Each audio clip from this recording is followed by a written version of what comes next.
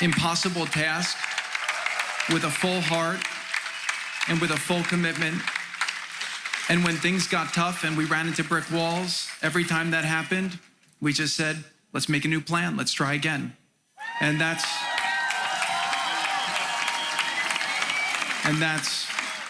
what being partners with Steve was like.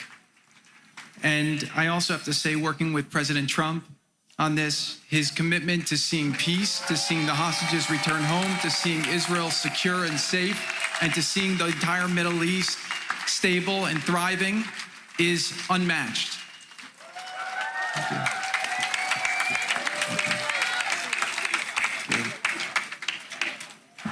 Thank you.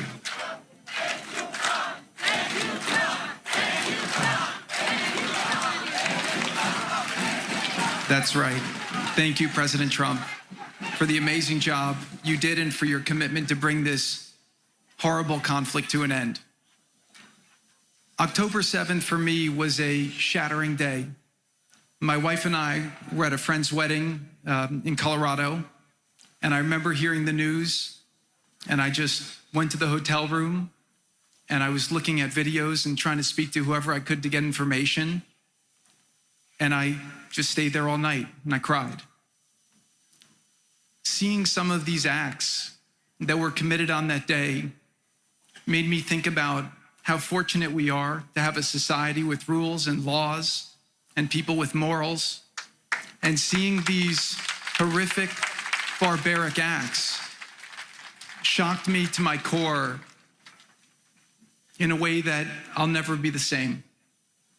Since then, my heart has not been complete. And it's been a tremendous burden that I felt to see these hostages come home.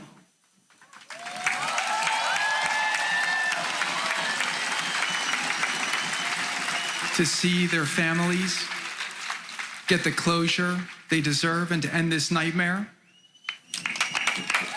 And also to see the suffering end for the people in Gaza who, for most of them, were experiencing this through no fault of their own other than being born into a situation that was horrific.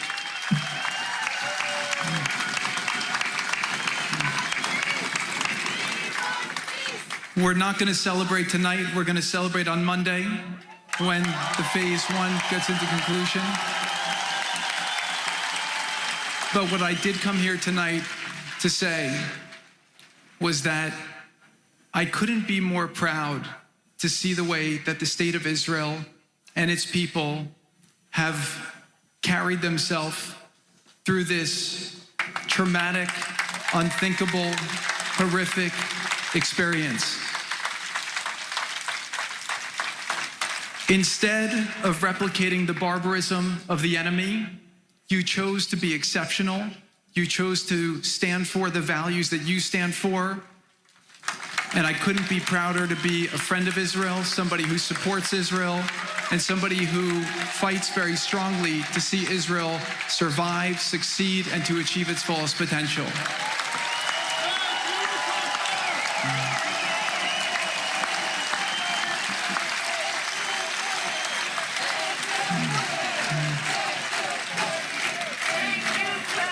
Thank you. All I know, and I have complete confidence in this, is that what will rise from this trauma will be a level of greatness, a level of achievement, a level of impact on the world, a level of leadership that Israel has never seen. And I encourage you all to go forward, to seize that opportunity. And as we close this chapter, let's learn from the challenges and the pain of the last few years. And let's do our best to make Israel, to make the region, to make the world as peaceful, to build bridges of understanding, to eliminate hatred in ourselves, hatred for others, and to really lead with love and understanding.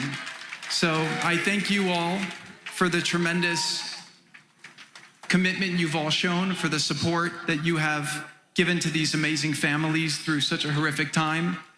And just the final thing is, I just want to thank the amazing soldiers of the IDF.